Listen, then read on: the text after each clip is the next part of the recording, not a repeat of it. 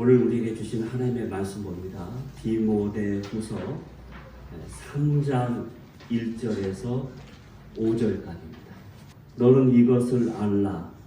말세에 고통하는 때가 이르러 사람들이 자기를 사랑하며 돈을 사랑하며 잘하며 건강하며 비방하며 부모를 거역하며 감사하지 아니하며 거룩하지 아니하며 부정하며 온통함을 풀지 아니하며 모함하며 절제하지 못하며 사나우며 선한 것을 좋아하지 아니하며 배신하며 조급하며 자만하며 회라를 사랑하기를 하나님 사랑하는 것보다 더하며 다 같이 있습니다. 경건의 모양은 있으나 경건의 능력은 없나니 이 같은 자들에서 내가 돌아서라. 아멘. 예수님 당시에 유대인들은 세 가지의 종교적 의무를 지켜야 했습니다. 그래서 모든 유대인들은 이 종교 생활을 하면서 특별히 신앙을 가진 사람들은 이 세 가지를 꼭 지켜야 한다. 그래서 기도하는 것, 금식하는 것, 마지막에 구제하는 것. 그래서 아주 중요하게 생각을 했습니다. 이것은 오늘날에도 마찬가지죠. 우리 모든 신앙생활에 있어서 빠뜨릴 수 없는 중요한 하나의 행위라고 말할 수 있습니다. 마태복음 6장에 보면 이 세 가지 종교적 의무에 대해서 예수님께서 가르쳐 주시는 장면이 마태복음 6장에 나오게 됩니다. 그런데 예수님께서는 그들이 하고 있는 종교적 행위, 이렇게 기도하고 금식하고 구제하는 것을 보면서 공통적으로 하신 말씀이 있습니다. 그 말씀이 뭐냐면 예식하는 자와 같이 하지 말라. 예식하는 자와 같이 하지 말라는 거예요. 너희가 반드시 하기는 해야 하는데 예식하는 자들이 있다는 거예요. 예식하는 자들. 분명하게 그럴싸하게 흉내를 내면서 그럴싸하게 너희의 모든 하나님을 사랑하면서 하나님께 나아가는 것처럼 보이지만은 그들은 외식하는 자들이다. 너희는 그렇게 하지 말라고 그렇게 계속 강조를 하십니다. 그래서 마태복음 6장 1절에 보면 뭐라고 말씀하셨냐면 사람들에게 보이려고 하지 마라. 우리가 자꾸 믿음 생활을 하면서 우리의 믿음 생활은 누구에게? 하나님께 대해 보이지 않는 하나님께 행한 것인데 자꾸 처음에는 그렇게 좋게 출발했는데 자꾸 시간이 지나면서 옆에 사람들이 보이기 시작하고 이제는 그 보이는 사람들을 대상으로 내가 이렇게 종교생활, 믿음생활을 해나갈 때가 있다는 것입니다. 그래서 예수님은 그것에 대해서 아주 분노하시면서 아주 신랄하게 비판하시는 장면을 보게 됩니다.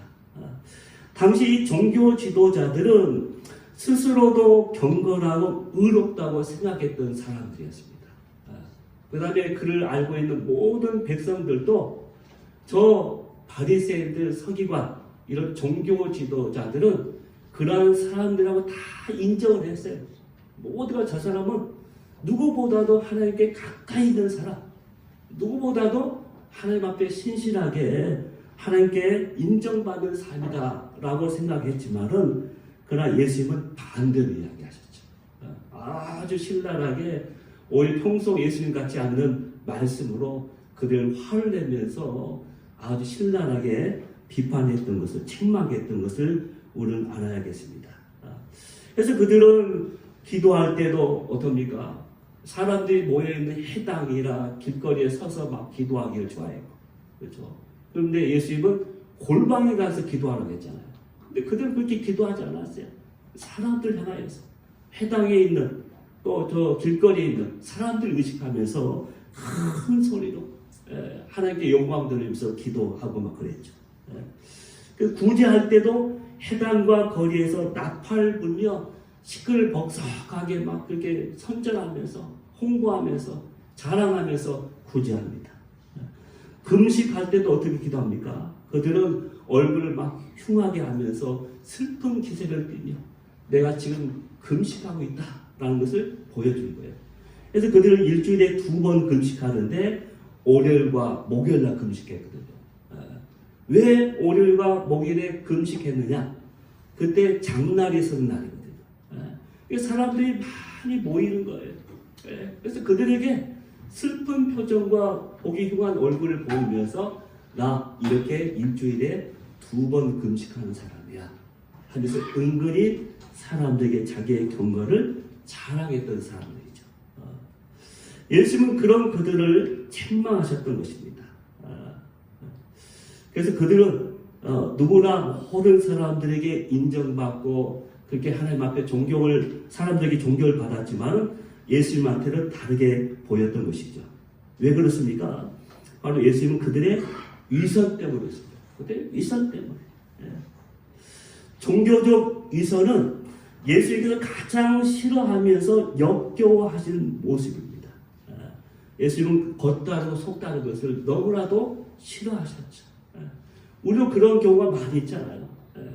어떤 사람을 속에 처음 봤습니다. 근데 사람이 인상도 좋고 너무나 사람이 서글서글 말도 잘하고 친절해요. 너무나 배려도 잘해요. 근데 그렇게 해가지고 몇 달 동안 관계를 맺은 다음에 나중에 엄청나게 또 사기를 치거나 배신하는 경우. 그렇잖아요. 되게 친절한 사람들 보면은 처음에 그렇게 접근을 하는 거예요. 물론 이제 좋으신 분도 계세요. 근데 대부분이 그렇게 하니까 그러한 그 실망과 상처 때문에 나중에 사람들을 불신하는 그런 경우를 보잖아요. 또 우리가 마트에서 과일을 살 때도 과일이 사과 너무나 보기 좋고 큰 거예요. 맛이 있을 것 같아. 그래서 이제 다 사가지고 맛이 있을 것 같으니까 좀 많이 샀어. 좀 나눠주려고. 그런데 딱 해서 갈라서 먹어보니까 그 맛이 아니에요. 그것도 얼마나 막 마음이 짜증나요. 당장 가서 물고 싶은데 이미 다 잘랐기 때문에 그러지 못하고. 그러니까 이 과일뿐만 아니라 그런 사람을 만나게 되면 그렇다는 거예요.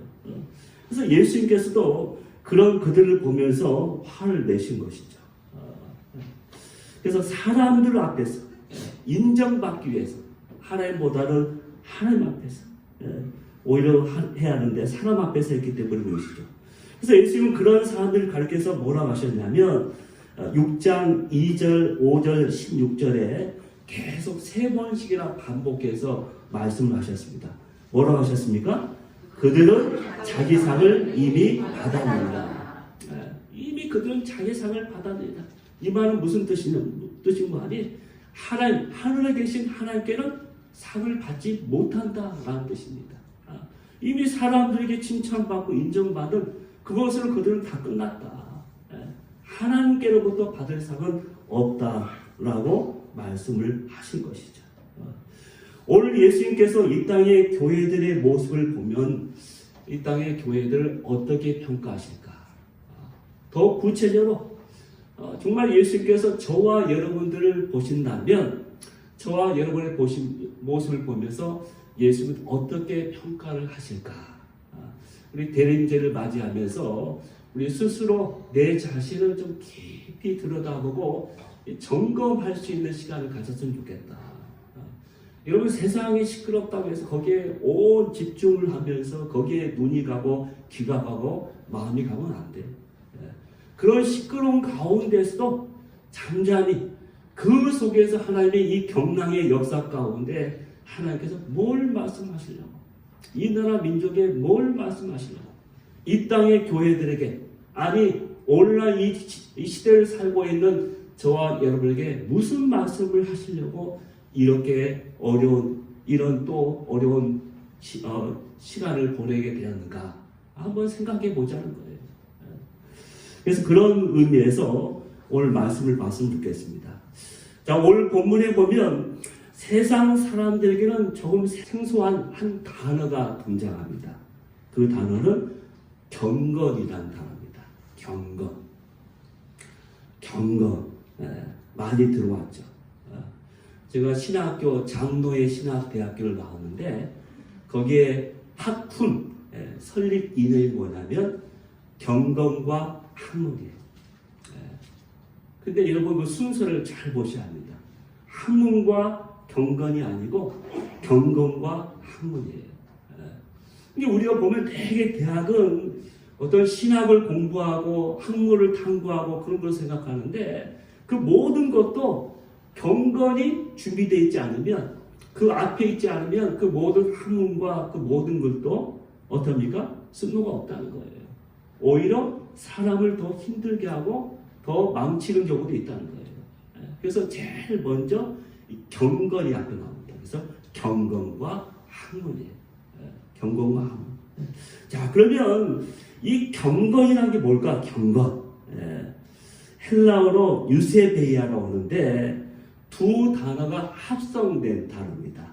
잘, 좋은 이라는 단어와 공경하다, 예배하다라는 두 단어가 합성된 단어가 경건이라는 단어입니다. 다시 말해서 그 뜻을 풀이하자면 공경심과 경외심으로 하나님을 대하고 그분의 뜻에 합당하게 행함으로 그분을 기쁘시게 해드리고자 하는 태도, 그리고 그런 태도에서 나오는 행동, 그게 경건입니다. 다시 말해서 하나님을 두려워하는 거예요. 하나님을 두려워하기 때문에 그 하나님의 뜻이 무엇인가 늘 그 뜻에 합당한 삶을 살면서 하나님을 기쁘시게 하려고 하는 그런 삶을 지향하는 거예요. 그래서 늘 그런 마음뿐만 아니라 그렇게 사는 우리의 삶을 가리키는 게 경건이에요. 이 경건은 어떤 어떤 모양만 있는 것이 아니라 그 속에 모든 게 그 마음의 중심도, 그 중심도 있어야 하고, 그 다음에 거기에 따르는 표현도 있어야 한다. 행동도 있어요. 그게 참다운 경건이에요. 올 바울은 목회하고 있는 디모데에게 보내는 서신에서 이렇게 말합니다.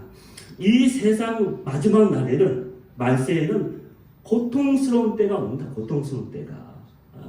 그때는 사람들이 한마디로 경건의 모양은 있으나 경건의 능력을 부인하는 그런 사람들이 일어날 것이다 라고 말씀하고 있습니다.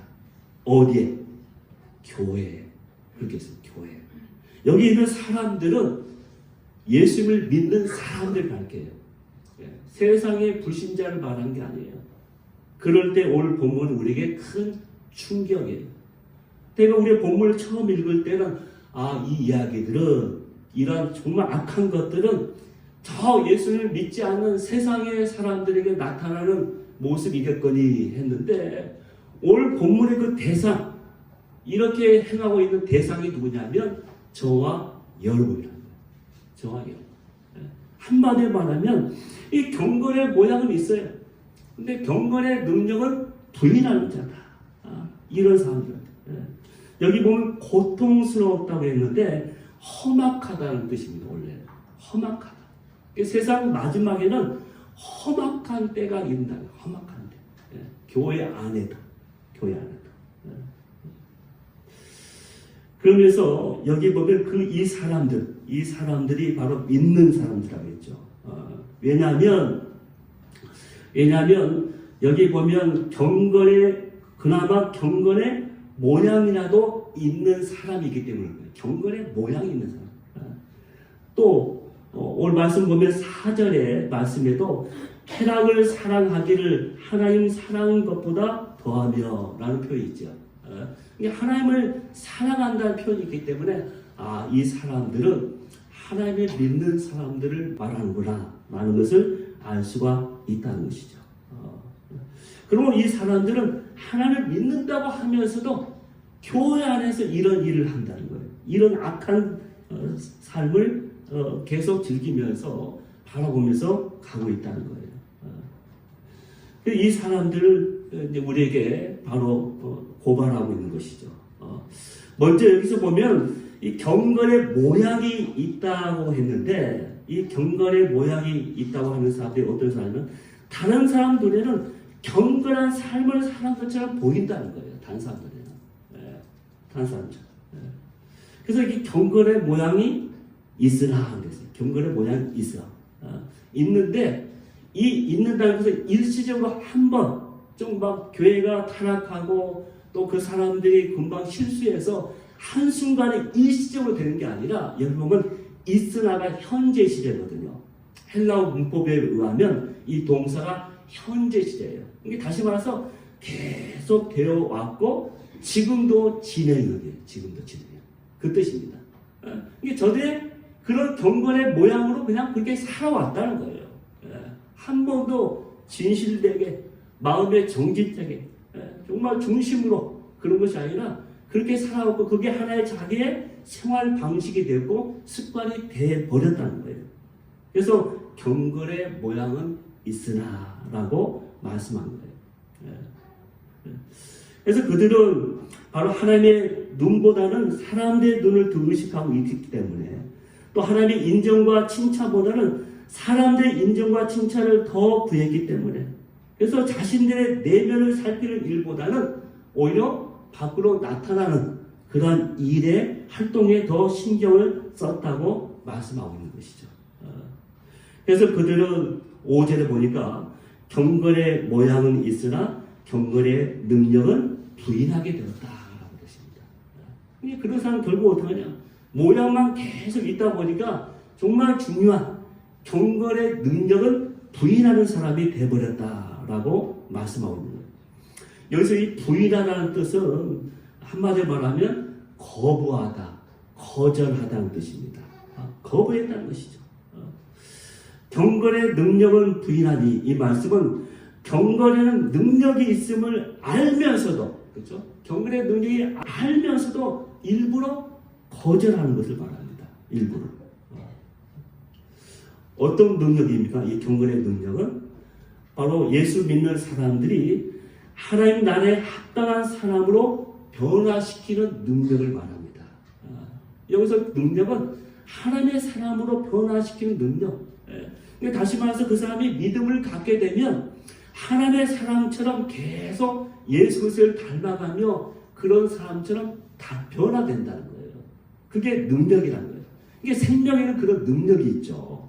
모든 생명이 있는 것에는 그런 성장과 능력이 있습니다.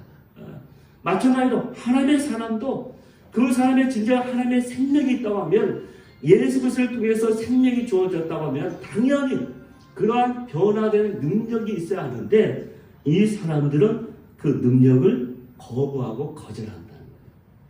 그러면 왜 그러한 경건에는 그러한 능력이 있을까요? 바로 성령님이 계시기 때문에 그런 능력이 있는 거예요. 그 사람이 어떤 금식을 통해서 기도를 통해서 구제를 통해서 뭔가 색다른 노력을 해서 하는 것이 아니라 그 경건의 능력은 오직 성령님이 계시기 때문에 변하고 성장하고 달라질 수 있다는 거예요. 근데 그 사람들은 이 사람들은 그럴싸하게 그렇게 흉내는 내는데 그것을 거부하고 거절하고 있다는 거예요. 그래서 결국은 성령을 인정하지 않는 것이죠. 예수님은 요한복음 15장 5절에 이렇게 말씀하셨습니다. 다 같이 읽을까요? 나는 무고하며 너희는 가라. 내가 나를 구하면 사람이 너희를 아니하리니 나를 떠나서 너희가 아무것도 할 수 없습니다. 네. 나를 떠나서 너희가 아무것도. 우리가 믿음 생활하는 것은 아버지를 떠나고 예수님을 떠나고 성령님을 떠나서는 아무것도 할 수 없는 거예요. 네. 아무것도 나타날 수 없는 거예요. 능력도 나타날 수 없고 어떤 권세도 어떤 영광도 주어지지 않는 거예요. 근데 그 사람들은 스스로 자기들이 할 수 있다는 거예요. 나는 얼마든지 성령님에 의하지 않고 내가 하나님을 떠나서도 내가 해볼 수 있다는 거예요. 그래서 자꾸 그럴싸하게 만들어가는 것이죠. 그러다 보니까 많은 사람을 다치게 하고 힘들게 하는 것입니다. 그러므로 경건의 능력을 부인한다는 것은 그러한 경건의 능력이 자신을 변화시키는 것을 거부한다고 말할 수 있습니다. 그래서 영어 성경에는 이 말씀을 이렇게 번역을 했습니다. 그들이 경건한 삶을 사는 것처럼 보일 것이나 그들은 경건의 능력이 자신을 변화시키는 것을 허락하지 않을 것이다. 경건한 것처럼 사는 것을 좋아할 뿐이지 정말 그들이 달라지고 변화되고 능력 있는 삶을 살기를 원하지 않는다는 거예요. 실제로. 그러니까 그럴싸하게 세상 가운데 일반 사람들에게 그냥 보통 사람들에게 섞여서 사는 걸 좋아할 뿐이지 정말 내가 하나님 믿는 믿음 안에서 그 좁은 길을 가겠다. 내가 정말 그 생명의 길을 가겠다. 정말 여기에 내 인생의 전부, 내 모든 것을 달려있다. 내 인생의 전부라고 말할 수, 고백할 수 없다는 것이죠. 그래서 세상의 한 발을 또 교회의 한 발을 양발에 걸쳐서 사는 것이죠. 자, 그렇다면 이 사람들 왜 그렇게까지 거부하는 것일까요? 왜 그렇게 거부하는 것일까요? 그 이유가 2절에서 4절 아주 적나라하게 구체적으로 그 이유를 말씀해주고 있습니다. 우리 2절에서 4절을 오늘 말씀 다 좀 읽겠습니다. 시작. 사람들이 자기를 사랑하며 오늘하며 자하며 교만하며 비방하며 부모를 거역하며 감사하지 아니하며 거룩하지 아니하며 무정하며 온통함을 풀지 아니하며 모방하며 절제하지 못하며 사랑하며 선한 것을 좋아하지 아니하며 배신하며 조급하며 자만하며 쾌락하라며 하나님을 사랑하는 것보다 더하며. 여기 보면 이 경건의 모양은 있으나 능력을 거부하는 사람들의 특징, 그 사람의 모습의 적나라한 모습을 다 이야기해 주고 있습니다. 여러 가지 많은 악한 모습들이 나타나는데 가장 먼저 나오는 것이 무엇입니까? 제일 먼저 2절에 자기 사랑, 자기 사랑. 제일 먼저 나옵니다. 자기 사랑. 결국 이 자기 사랑이 나머지 모든 악의 뿌리임을 말씀해 주고 있는 것이죠. 그 모든 것은 결국 자기 사랑에서 나오는 거예요. 자기 사랑에서. 뭐 돈, 뭐 그런 모든 것. 2절에서 4절까지 나오는 그 모든 것이. 그 뿌리는 결국 자기 사랑에서 다 하나하나 피어나는 것이라고 말씀해 주고 있죠. 자, 이 사람들은 사랑하는 대상을 언급한 세 가지가 있습니다. 2절에 보니까 자기를 사랑하고, 2절에 또 돈을 사랑하고, 4절에 쾌락을 사랑하고. 크게 자기 사랑인데 그 자기 사랑은 또 한마디로 자기, 돈, 쾌락이 말할 수 있다는 거예요. 그래서 이 사람들은 이것을 사랑하면서 교만한 사람들은 남들에게 경건하게 보이는 길은 원해도 어떤 근본적인 내면의 변화는 싫어한다, 거부한다 라고 말씀해주고 있는 것이죠. 왜냐하면 그들이 사랑하는 그 모든 것들을 절대로 포기할 수 없기 때문인 거예요. 그들은 절대 그것을 포기할 수가 없다고 꽉 쥐고 있기 때문에 그렇다는 거예요. 그래서 그들은 경건의 능력을 거부할 수밖에 없다는 겁니다. 자, 기독교 교회사에 보면은 한때 사막 교부라고 불리우는 사람들이 있었습니다. 좀 생소한 이름이죠. 기독교 교회사에 많은 이제 지면을 차지하는 그 내용 가운데 이 사막 교부들이 등장하는데 이들은 일반적인 교회를 배경으로 활동했던 일반 교부들과 달리 하나님의 부르심에 따라서 사막으로 들어갔던 사람들입니다. 왜 들어갔느냐? 로마 제국이 한 300년 가까이 지속되면서 기독교가 막 박해를 받잖아요. 그러다가 AD 313년에 콘스탄티노프 황제가 밀라노 칙령을 딱 내리죠. 그래서 기독교가 로마의 국교가 되게 됩니다. 그러면서 기독교에 가했던 박해가 종식이 되었습니다. 이제 기독교는 박해를 받지 않을 뿐만 아니라 황제가 공인한 제국의 종교가 됐죠. 로마 제국의 시민이면 누구나 기독교를 믿어야 하는 시대가 온 것입니다. 그렇게 환경이 바뀌자 교회의 체질과 속성도 바뀌기 시작했다는 거예요. 지하 묘지에 숨어서 예배 드리던 사람들이 이제 지상으로 올라와서 귀족들이 제공하는 아주 넓은 화려한 저택에서 예배를 드리기 시작했습니다. 그러면서 시간이 흐르게 되니까 나중에는 예배에 참석하는 사람들이 바뀌게 되었어요. 처음에 초대교회나 어려울 때는 박해를 받을 때는 대개 가난한 사람들, 여성, 노예들 그런 사람들이 다수가 왔거든요. 근데 시대가 바뀌면서 그런 사람들은 줄어들면서 나중에 교회 안에 귀족들, 부자들 그 사람들이 늘어난 거예요. 또 예배를 집전하는 이 사제들도 의복이 막 화려해지기 시작합니다. 화려한 의복을 입으면서 머리에 막 광도 쓰고 막 되는 거예요. 기독교가 빈곤의 시대가 가고서 이 기독교의 풍요의 시대가 찾아온 것이죠. 그 와중에 교회들은 자신들의 주도권을 잡기 위해서 서로가 싸우기, 다툼이 일어나게 됩니다. 그 당시에 안디옥 교회, 알렉산드리아 교회, 콘스탄티노플 교회, 로마 교회 이런 교회들이 큰 교회들이 서로가 막 경쟁하면서 싸우게 된 거예요. 이 싸움은 급기야 나중에는 극심한 교리 논쟁으로 교리를 논쟁하는 그 싸움으로 바뀌게 되고 나중에는 교회가 분열되게 됩니다. 그래서 그 교회들은 더 가게 되면 어떻게 합니까? 예수님의 이름으로 이단을 다 정죄하면서 이단으로 몰고 정죄하기 시작했습니다. 이게 박해 시대에는 도저히 일어날 수 없는 일들이 막 일어난 거예요. 왜? 교회가 너무나 풍성하고 부자 교회가 되고 모든 권력을 다 쥐게 되니까 그렇게 타락해 버린 거예요. 이때 호련히 이 도시교회에 실망한 사람들이 사막과 광야로 들어가기 시작했습니다. 이것은 진정한 기독교의 모습이 아니다. 정말 예수를 믿는 모습이 아니다. 다시 한번 우리가 기독교의 본질, 그런 본질을 찾아야 한다라고 하면서 사막과 광야로 가게 되었습니다. 물론 먼저 들어갔던 사람도 있습니다. 사막과 광야로. 근데 그들은 핍박을 받으면서 어쩔 수 없이 박해를 피해서 그곳에 간 것이죠. 근데 이들은 이 새롭게 들어간 사람들은 자발적으로 그들의 고난의 길을 찾아서 간 거예요. 그래서 그들의 목적은 무엇입니까? 오직 하나였습니다. 바로 기독교의 본질을 회복하고 바로 예수님과 어떻게 하면 내가 완전한 모습으로 내가 닮을 수 있을까? 그래서 늘 그런 아침부터 이런 저녁 늦게까지 기도하고 묵상하고 그 다음에 노동을 하면서 청빈하는 생활을 추구합니다.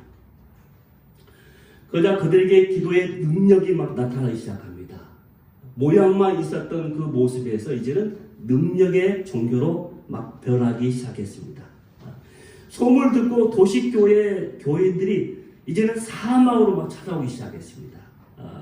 그래서 그들이 사막에서 회복한 그 십자가의 영성, 그들의 믿음이 다시 도시교회에 들어가서 도시교회를 새롭게 회복시켜 나가는 그 모습을 보이게 되는 것이죠. 근데 그 중요한 일을 한 사람들이 누구냐면 바로 사막의 교부들이었습니다. 하나같이 모양만 있는 사람들은 결국 아무런 영향력이 없는 거예요. 점점 시간이 지나면 지날수록 세상 가운데 실망만 줄 거고 또 많은 사람에게 상처만 주지 아프기만 하지 정말 그들에게 하나님의 능력과 하나님의 사랑을 전할 수가 없었던 것이죠. 그래서 그들은 사막에서 그 영성을 회복해서 도시로 나갔던 것이죠. 자, 그렇다면 이런 말세에 살고 있는 저와 여러분은 어떻게 할까요? 먼저 5절 후반절에 이렇게 말씀하고 있습니다. 5절 후반절 다 같이 한번 읽습니다. 이 같은 자들에게서 내가 돌아서라 하겠습니다. 2절부터 4절에 나오는 모든 사람들이 있는데 이러한 사람들에게서 내가 돌아서라 하면서 돌아서라 이렇게 명령하고 있습니다. 이 돌아서라는 말은 등을 돌리다라는 뜻입니다. 등을 돌리다. 다시 말하면 그런 사람들을 멀리하라. 멀리하라. 그런데 우리는 이렇게 돌아선다는 것이 그렇게 쉬운 일이 아니라는 것을 알고 있습니다. 내가 지금까지 습관화되어 있고 굳어 있는 사람이 깨고 부순다는 것은 그 모든 것을 내가 돌아선다는 것은 참으로 어려운 것입니다. 그러나 우리가 부서지고 갈라져야 그래서 고운 가루가 되어야 한다는 것을 기억해야 합니다. 왜? 그래야만 하나님께 올려지는 소재, 그런 제물로 쓰임 받을 수 있기 때문에 그렇다는 거예요. 두 번째는 유다서 18절 19절에 이렇게 말씀하고 있습니다. 유다서 18절 19절 다 같이 한 목소리 읽겠습니다. 그들이 너희에게 말하기를 마지막 때에 자기의 경건하지 않는 정욕을 하며 거룩한 자들이 예상하지 아니하니 이 사람들은 그들을 기른 자며 육에 속한 자는 성령이 없는 자냐. 아멘. 한마디 그 사람들은 성령이 없는 자겠다. 성령이 없는 자. 경건의 모양은 있으나 경건의 능력을 부인하는 사람들은 육에 속한 사람으로 성령이 없는 사람이다. 그러므로 우리들은 경건의 능력의 사람이 되기 위해서는 늘 성령의 사람이 되어야 한다. 내 안에 성령이 있어. 우리 믿음 생활은 내 수고나 노력으로 내 열심으로 하는 거 아니에요. 내 열정으로 하는 게 아니에요. 내 안에 주의 성령께서 오셔서 나로 하여금 그 모든 것을 하게 하는 거예요. 그러니까 너희가 봉사하려거든 하나님이 주시는 힘으로 하는 것 같이, 성령께서 나에게 능력 주시는 것으로 하는 것 같이 하라고 말씀하셨잖아요. 자꾸 우리가 우리의 열심으로 수고로 하려고 하니까 힘든 거예요. 날마다 주의 성령께서 충만함으로 나의 역사할 때 내가 그 모든 일에 나도 모르게 할 수 있게 되는 것이죠. 이게 우리 믿음 생활의 비결입니다. 그래서 하나님께서는 베드로후서 1장 3절에 이렇게 말씀하셨거든요. 바로 신성한 성령을 따라서 생명과 경건에 속한 모든 것을 우리에게 주시기 때문이다. 다시 말해서 성령을 통하여서 생명과 경건에 속해 있는 모든 것을 너에게 주겠다. 성령을 따라서 너에게 모든 것을 부어주겠다는 거예요. 그렇기 때문에 내 안에 성령이 있으면 그릇만 이렇게 딱 있으면 하나님께서 부어주시겠다는 거예요. 그러므로 우리는 그 길을 가야 하는 것이죠. 세 번째로 경건에는 연단이 있어야 합니다. 경건의 능력을 갖기 위해서는 연단이 있어야 합니다. 바울은 디모데에게 말씀하면서 디모데전서 4장 7절에 이렇게 말씀했습니다. 다 같이 읽을까요? 경건에 이르도록 내 자신을 연단하라. 연단해야 돼. 연단해야 돼. 그 이유가 무엇입니까? 디모데전서 4장 8절에 나와 있는데 다시 읽을까요? 육체의 연단은 약간의 유익이 있으나 경건은 범사에 유익하니 금생과 내생에 약속이 있느니라. 이 경건은 범사에 유익하다. 범사에 유익하다. 왜냐하면 그것은 약속이 있기 때문에. 이 경건의 사람은 약속 있는 삶을 살 수가 있다는 거예요. 하나님의 약속에는 반드시 뭐가 있습니까? 성취가 있습니다. 다시 말해서 경건의 사람은 늘 일을 이루는 사람이에요. 늘 일을 이루는 사람. 일만 막 저지르는 사람이 아니라 그냥 무질서하게 막 이렇게 늘어뜨리는 사람이 아니라 경건의 사람은 일을 이루는 사람이에요. 여러분 우리가 어떤 곳에 갈 때 그렇게 막 그런 사람이 중요하죠. 우리가 보면은 어떤 상황이 벌어졌어요. 어떤 일이 벌어졌어요. 벌어졌는데 어떤 사람이 다 그곳에 가면 두 종류의 사람의 자세가 달라져요. 어떤 사람은 오자마자 야 이렇게 된 게 뭐 때문이냐, 그 이유가 뭐냐, 열심히 논쟁하면 따지는 사람이 있습니다. 누가 이렇게 했어, 이렇게 되는 게 뭐야, 이런 지경까지 왜 왔어, 계속 다 논쟁이 붙어봐요. 근데 그런 논쟁은 끝이 없어요. 이 나라가 왜 이렇게 당의 전국까지 와게 돼서 그 논쟁해봐야 끝이 없어요. 각각 사람만 다 주장이 다르기 때문에 끝이 없는 거예요. 근데 정말 중요한 것은 이런 일이 생겼어요. 그럼 정말 중요한 것은 여기서 내가 어떻게 해 나갈 것인가, 어떻게 우리 모두가 함께 이 과제를, 이 문제를 풀어갈 것인가, 그게 중요한 것이죠. 근데 이것은 제쳐놓고 계속 원인만 따지고 사람들 서로 탓하고 또 서로가 막 계속 손가락질 해봤자 남는 거 하나도 없는 거예요. 요즘은 방송 이제 뭐 토요일 날 결정돼가지고 너무나 이제 저 TV 막 예쁘게 나오니까 이제 TV 안 봐야 돼요. 안 봐요. 사람마다 너무나 평론한다고 그냥 한두 사람도 아니야. 각 방송사마다 계속 쏟아낼 거죠. 정말 이럴 때 하나님의 사랑은 어떻게 합니까? 이미 이렇게 왔는데 여기서 하나님 정말 이 나라 민족을 불쌍히 여기달라고. 그래서 이때는 모두가 여야 없잖아요. 뭐 정부 없잖아요.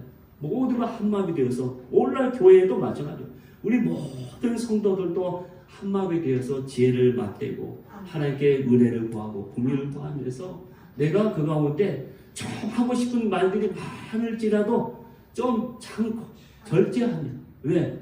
여기서 내가 터져 나오게 되면 내 입장이 다른 사람들도 상처받을 거 아니에요. 근데 열심히 자기 주장만 막 하면서 끝까지 뭐 이게 선동 뭐 이렇게 주동 뭐 이렇게 하면서 막 간다고 하면 그게 됩니까? 아무리 해결할 길이 없는 거예요. 그래서 이럴 때는 정말 주님의 뜻을 물으면서 잠잠히 주의 도우심을 구하며 나가는 게 정말로 중요할 것 같습니다. 그래서 이렇게 만들어가야죠. 만들어. 근데 저는 그런 걸 좋아해요.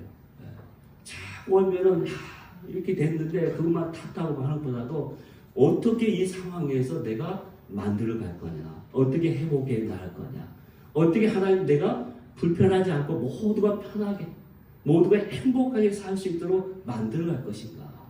그때 그때는 우리가 사람을 차별해서 안 되죠. 모든 사람 다 와서 같이 품으면서 의견을 나누면서 가야겠죠. 또 그렇게 한다고 하면서 자기 사람만 심어놓고 자기 사람만 부르면 절대로 안 되는 것이죠. 그래서 그런 마음으로 주님 앞에 갔으면 참 좋겠다는 생각을 해보는 것입니다. 그러면 우리 자신을 단련시켜요. 그런 사람이 될 수 있도록. 근데 이렇게 연단하기 전에 반드시 해야 할 일이 있다고 했습니다. 그 뭐냐?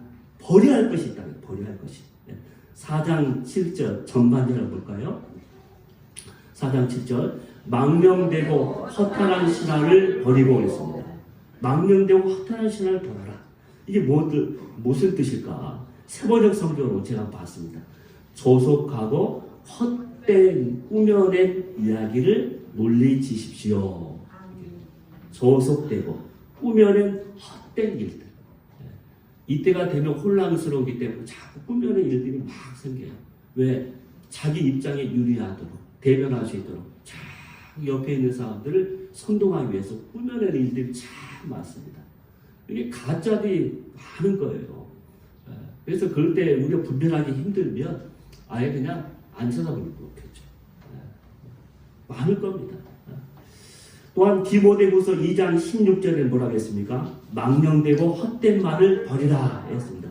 이 세번역 성경을 볼 때 헛된 잡담을 피하십시오. 헛된 잡담을 피하십시오. 잡담을 하더라도 헛된 것이 있다. 그것을 과감하게 내가 버려야 합니다. 피해야 합니다. 왜냐하면 이런 사람들 자꾸 가까이 되면 내가 경건하면서 점점 멀어질 수밖에 없기 때문에 그런 거예요. 그래서 그 모든 것을 너희가 버리고 피하라 라고 말씀해 주셨어요. 마지막으로 예수님 안에서 경건한 삶을 살고자 하는 사람은 모든 핍박을 각오해야 한다라고 말씀하고 있습니다. 디모데후서 3장 12절 경건의 사람은 핍박이 온다는 거예요. 3장 12절 디모데후서 다 같이 하고 있습니다.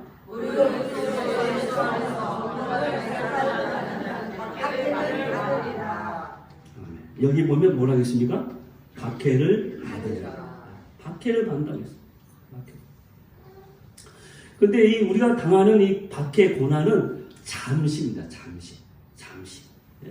그리고 그 모든 것은 능가하고도 남을 영원한 영광을 우리에게 주신다고 우리에게 말씀하셨습니다. 그래서 고린도후서 4장 17절에 우리에게 이렇게 말씀하시죠.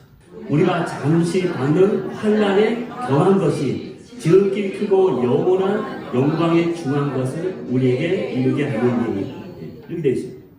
세번역 성경을 볼까요? 지금 우리가 겪는 일시적인 가벼운 고난은 비교할 수 없을 정도로 영원하고 크나큰 영광을 우리에게 이루어 줍니다. 그러니까 우리가 받는 고난은 이 경건을 위해서 내가 받는 고난은 잠시예요. 잠시.